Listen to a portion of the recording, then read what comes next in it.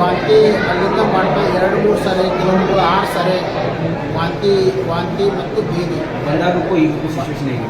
ಈಗ ಪೂರ್ತಿ ಸ್ಟೇಬಲ್ ಆಗಿದ್ದಾರೆ. ಇಲ್ಲಿ ನಮ್ಮ 11 ಮಕ್ಕಳು ಪೂರ್ತಿ ನಮ್ಮಲ್ಲಿದ್ದಾರೆ. ಇವಾಗ ಎಲ್ಲ ಮಕ್ಕಳು ಸ್ಟೇಬಲ್ ಇದ್ದಾರೆ.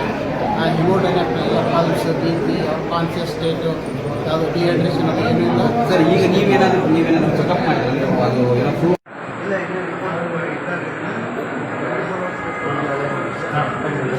ನೀರು ಬಂದ್ ಮಾಡಿ ನಾವು ಊರಿನ ಜನಕ್ಕೆ ಬಂದು ನೀರು ಬೇಕಲ್ಲ, ಉಳಿದ ಶುದ್ಧೀಕರಣ ಘಟಕ ಊರಿಗೆ ನೀರು ಬೇಕಲ್ಲ.